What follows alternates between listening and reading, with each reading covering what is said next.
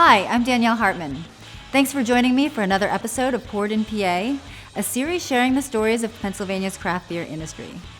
We have a jam-packed episode telling stories of couples who have not only taken the leap into marriage, but who have also decided to run a brewery together. We start with a small-town love story of a couple that have not only built a family, but also a brewery within a caring community.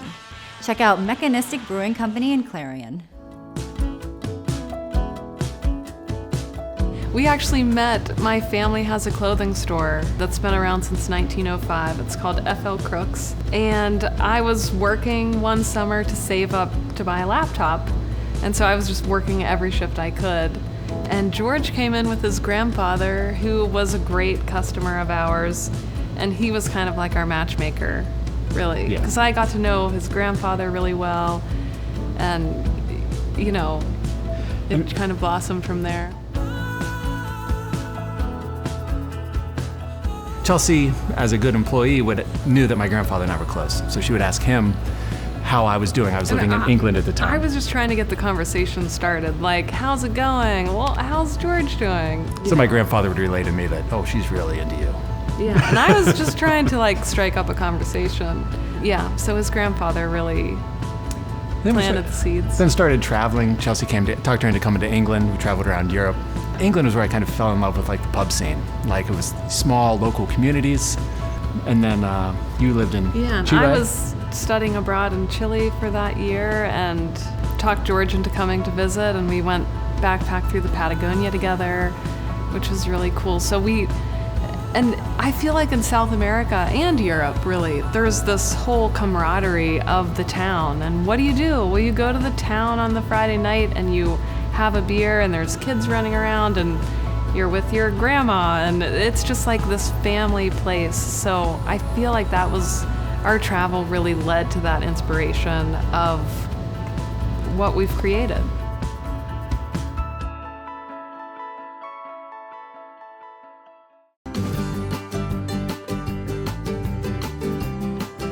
I remember actually this was a moment that we were driving in the car, and like George would always be like, okay, you have 5 taps. What are you going to put on your taps? That was like our road trip conversation. But at one point I was so tired of talking about it.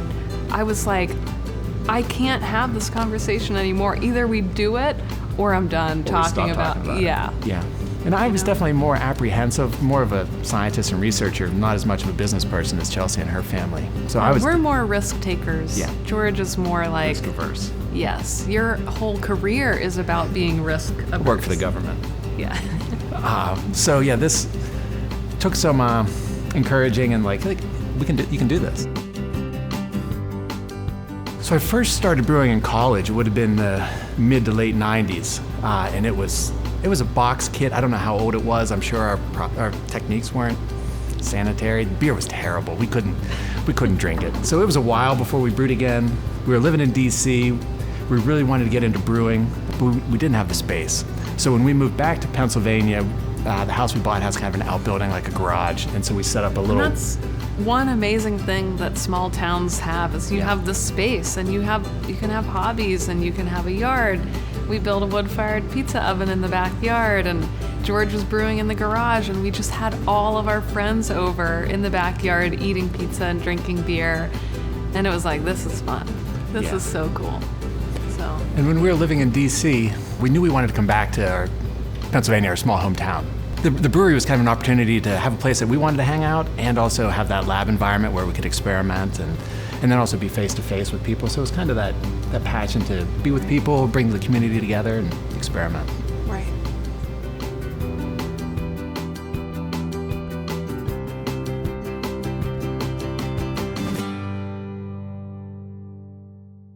When you look at like Reddit and ProBrewer, these different forums for breweries, like there's so many people like, how do you come up with names? Or like, I have a great idea for a brewery, great location, I've got everything but the name. And so I have a Word document of brewery name ideas that we went through, and nothing seemed to fit. And we went for a consultation at another brewery in Pittsburgh, Beaver Brewing. He was fantastic. He's like, I've seen so many breweries just get held up on the naming process. Yeah. He's like, don't let it hold you back. He's like, you will never come up with the perfect name. And then walking home, and a lot of people would probably disagree with me, it hit me as like, I think this is the perfect name for us. And some people still struggle with mechanistic brewing, but it's a science term of how the smaller individual pieces fit together to make the whole. And so for us, beer is a mechanism to bring people together and to create that community.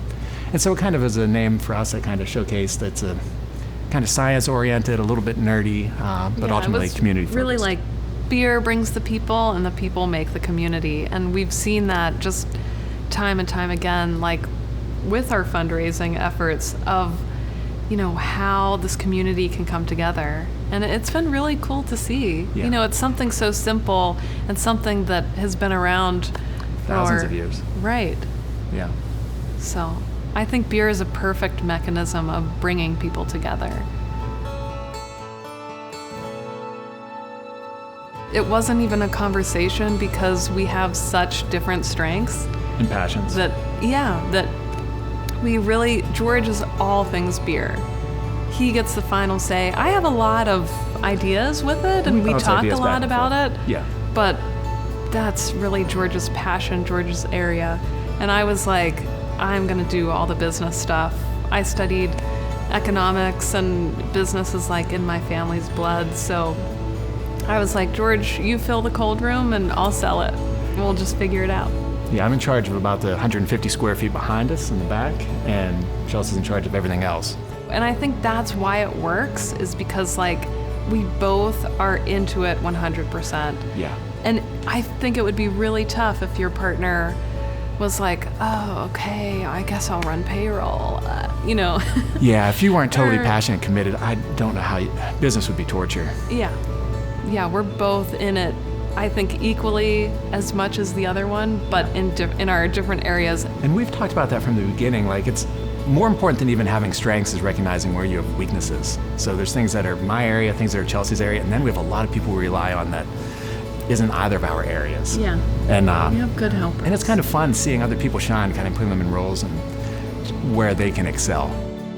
Oh my gosh, I would have given up so many times without George.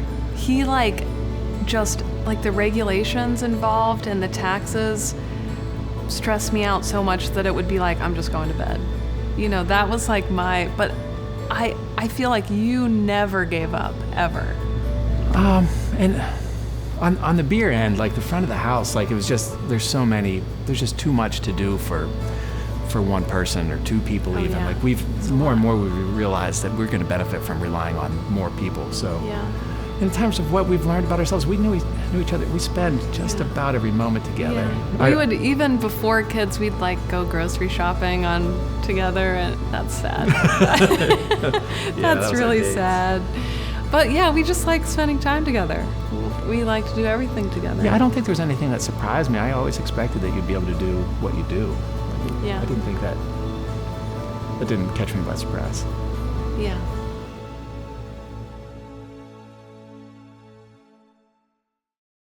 And now it's time to get wild. High school sweethearts Mallory and Jared invite us into their new brewery, Lost in the Wilds. Mallory and I travel a lot, and so when we would travel, we would hike, and we would go and get a beer and hang out at cool breweries, and we always were just like, this would be so cool to have something like that for us here, in the wilds.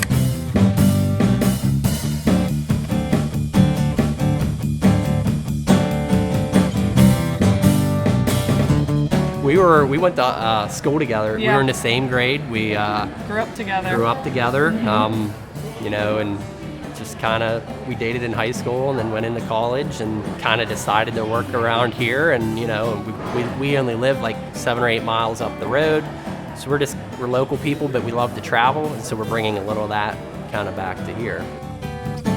Yeah, we homebrewed for many years. Yeah, 7 or 8 years we probably homebrewed. We did some friends' weddings, some competitions, and kind of just started doing pretty good in those. And we're like, hey, this might be something we could, take our hobby and kind of go with it and make it a professional thing and kind of share with everyone, and kind of took off from there. We talked for years about doing something like this. We just really didn't want to watch somebody else do it. This was a dream of her and I's, and we're like, let's finally go for it. So she contacted the local SBDC, to start business plans and kind of just figure out, where to start with things. They took all of our ideas and they brought it into a business plan for us, and then we were able to take our business plan to a local bank and look for financing. Then it was finding a location. We knew we wanted to be along Route 66, and at that same time, the rail bed was actually getting developed into a bike trail, walking path, bike trail, and we're like, those are two great areas, let's try and hit those. And so that's where the journey began, trying to find property, and economically it just came down to we could actually buy a piece of property and build a super efficient building without all the hassles of an old building. We knew things were going to be tight as a small brewery, so we wanted to have a super insulated building, really, high sustainability. So the building's a kit. It's like solid foam wall panels, heat in the floor, heat in the sidewalk. So everything is, just very comfortable because we wanted to create a good atmosphere for people to hang out. And that's why, like the big garage door behind me, we wanted to have that outdoor, indoor feel with, everything that we wanted the brewery to be, is, being that outside feel. And my family and her family got together and, we kind of built everything out, and it was a long process, but it's nice to be able at the end of the day look at it and be like, we built this as a family. A lot of people travel 66 every day going to work, and for years, for the years we were building this out, they're like, what is it? What's it gonna be? And then when we hung the sign up, which was like right when we were hearing about COVID, and everyone's like, it's a brewery, we're super excited. So we had a lot of local support, but we also get a lot of people from like Pittsburgh that have camps in the area. So they were coming to camp because they were getting out of Pittsburgh, and they were like, we like beer, let's stop and get something to go. And so we really just kind of had a good mix of local and travelers too. So all of our beers, and at least for right now, a lot of it's a very sessionable beer. And we've got good feedback on that because of the amount of people traveling. People want to come and hang out and have a good conversation. They want to have maybe 2 beers before they, continue on their way. And we've had a lot of people thanking us saying, the beers are very good. I appreciate some of the more lower ABVs because, we're driving back to Pittsburgh or we're going to camp and they want to be responsible. So we've kind of tried to keep everything that, you can sit and just enjoy a beer. We are starting to get into a little more experimental stuff. I have some barrel-aged stuff coming on. Her and I sat down and kind of, let's get some of these barrels, get some bourbon barrels, some wine barrels, and just kind of start branching out a little more. We brought our first sour on because that was another customer request we kept hearing from. So we have the raspberry and key lime sour, which has gone over awesome. We've always said that we never wanted to have like flagship beers. That was just, we wanted to constantly have a rotating tap list. Like, we didn't want to have that. And our first 2 beers. The very first 2 beers that we brewed, the one was our Wit, which we've just kept it Wit, and because everyone knows it as that. And then also our Bear Fox, it's a brown ale, just a real easy drinking beer. And we made those. Those were couple of our first 2 beers we made, and we're like, okay, these will go, a little while until we'll see how they go over. And the Wit, I probably can't keep up brewing enough of it. We've kept the Wit and the Bear Fox on. We'll probably move, those will probably stay around for a while. So it was a good year to kind of get figuring out what people want to see, and we're always willing to just try something new. I mean, I don't want to ever try and play it too safe, but you definitely got to listen to your customers and get the feedback. So we looked at names for a long time. So we bounced different ideas around. We spoke with some trademark attorneys, just trying to stay on the legal end of things, so you don't put all this time and effort in it just to get a letter to say, hey, you can't use that. We originally were looking at like Wilds Brewing, kind of keep something shorter, and it came down to him saying hey, the more specific you can be, the less likely you're going to get sued.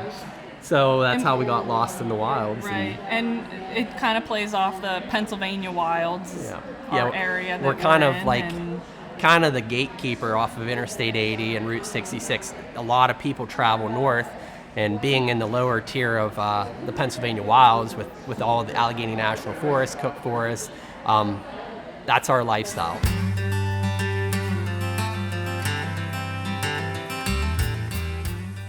So the bike trail is a really cool little aspect for this area. It's seriously like 50 yards off the back of our patio here, in which we have a little access trail too. So it's originally a 74-mile rail bed that starts a mile down the road, and it goes clear to the Kinzu Viaduct, the overlook. There used to be a big train trestle there. We're about mile marker 1. Yeah, we're only a mile up, so it's great if you park at the trailhead. You can ride 7 or 8 miles up, come back, have a beer after your bike. It brings a good community feel.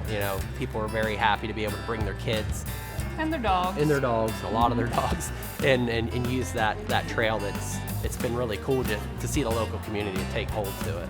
When we would travel, or even around here in the summer, we're on the river, we're on kayaking, we're hitting the bike trail, we're backpacking, camping. That's our life, and beer works so well with that outdoor lifestyle that we're like, the PA Wilds, this is something we could do to help grow visitors to our area, attract people.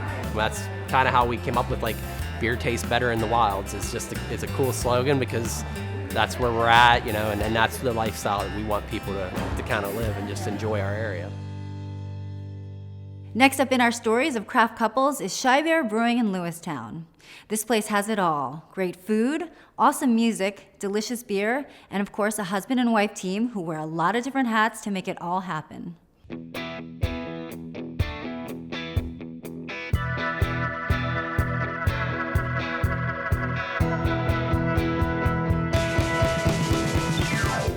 I was in the coffee business with Rich Coast Coffee. My father started that in 1978. We lost our largest customer in 1998 at that time, and I decided to leave the industry for a little while, knowing I had a job if and when it still existed when I came back. And I was a traveling drummer in a southern rock band for a little while in Charlotte, North Carolina, and then started working in a microbrewery down there called Hops way before craft beer in Charlotte, North Carolina was cool. Believe me, it was selling ice to Eskimos. It's amazing how that culture has completely changed, on side note. And but then I worked in fine dining in Washington, D.C. for a while, and at that point I kind of learned a lot of different things about hospitality, styles of wine, styles of food, especially how Asian food pairs so well with craft beer was something that I kind of came into my side of what I knew I wanted to bring back to this. I'm originally from about an hour away, closer to the Altoona area, and I went to IUP for college back in the 90s, and that's actually when I started to get into craft beer. And I would say Magic Hat was probably the first beer I had up there that I was like, oh, this is kind of cool. And I think that was like an apricot wheat that they had back in the 90s, right? So that's kind of when I first began to love beer, even like in my early 20s. And that was in the 90s where it wasn't like as cool to like craft beer. And when he asked about opening a brewery, I would say, 9 years ago? Probably. I was like, yeah. Yeah. I want to do that. Oh yeah, why not? Should be fun.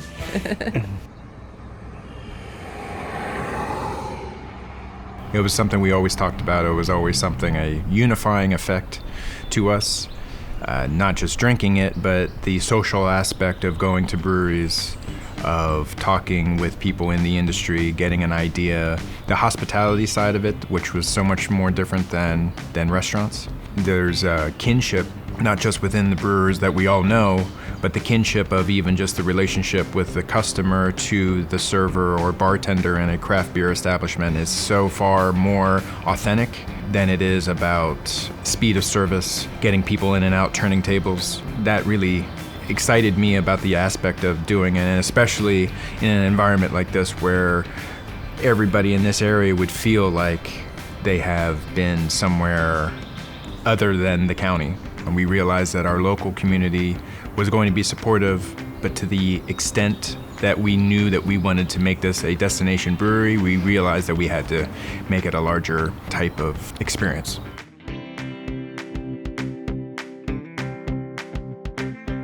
Working as a couple always has its downsides and its upsides. I always look at the positives of working together and try to prosper on the idea of what we do every day. I think has brought us closer in some ways, but there's times obviously where we just don't necessarily see eye to eye on a particular thing.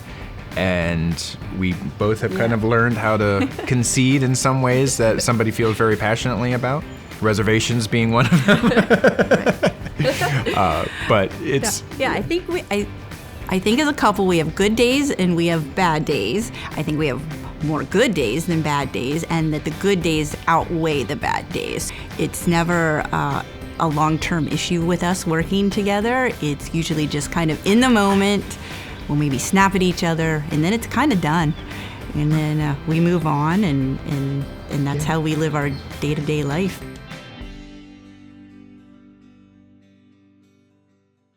You want to start this one?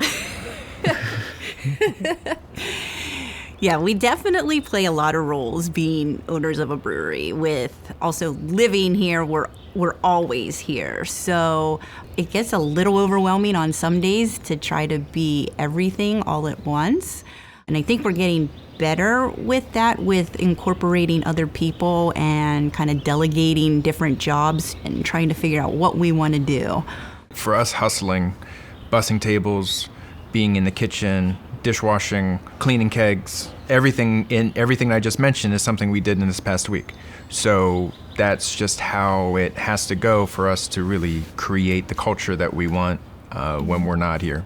Our roles, as we thought they would be, certainly did not turn out to be what they became. No. But we definitely have created this confidence in one another to be able to handle the aspects that we realize the other one is not necessarily as capable of doing or as interested in doing. Right. So we're open Wednesday through Sunday, so we're obviously down here working the floor. And then a lot of people say, oh, well, Monday and Tuesday, those are your days off, right? Well, Monday and Tuesday is now catching up over everything we've missed through emails and phone calls from over the weekend. So now we're catching up, and then beer production, labeling, canning, all those things then need done at some point when we're not open. So there are no days off. The only thing we can do is take some times off, but every day is an on day. At this point, we're still struggling with our growth pattern. As most breweries out there, that really we've kind of hit this particular plateau, I would say. It's more of a fork in the road of Right. which way to go of the plateau. Right. Yeah, we've plateaued with the idea of what we know is we're pretty much at the point where we are without bringing on either new equipment or anything to really take us to the next level of production. We're very comfortable with the amount of seats, the amount of capacity we have, especially the size of our kitchen. We really can't do anything more than what we're doing right now. There are a lot of different things in our goals, but I also want to make our growth be as organic in what is needed without thinking that we are just going to be the next big thing, because I think those breweries are very few and far between now with how many good breweries are out there.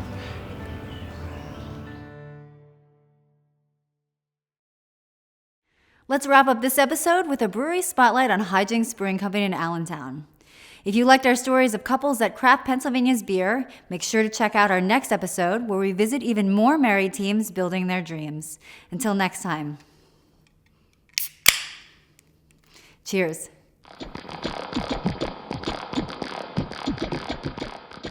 So I actually ran a head shop, and across the street from the head shop was a homebrew shop.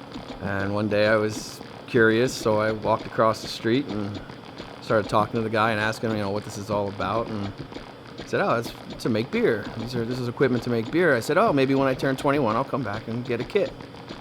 And maybe this shouldn't be told, but he's like, you don't need to be 21 to buy this stuff. I was like, okay. But I'll be honest, I didn't drink my first beer till I turned 21.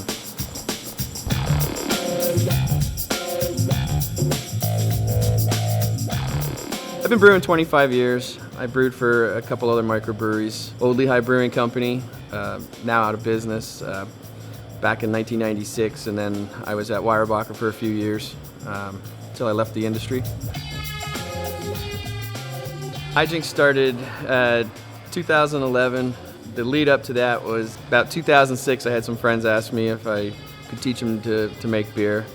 After many pints in the garage one night, they talked me into doing this. I said, I'll do it, but we need a name that speaks to the hijinks that takes place in this garage, and that's how the name came about. HiJinx is located in an old Mack Trucks building in Allentown, Pennsylvania.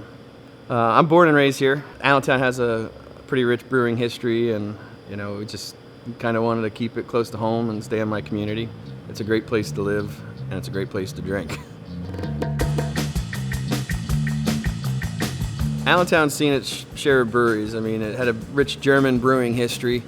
We had Neuweiler, Horlacher, Dyford Brewery, Lieberman Brewery, which became Dyford Lieberman. My grandfather would tell me stories about how he would take his bucket and go down to Dyford Lieberman, which happens to be right down the hill from me here, or was down the hill from me till the 1960s, and he would get a bucket of beer, and that's how they would serve it to him. I like to brew everything. I'm particularly fond of English styles. I personally love a good English bitter, anywhere from an ordinary special bitter to an extra special bitter. Imperial stouts I really love. But as far as what I like to brew and what I like to drink, I usually don't discriminate.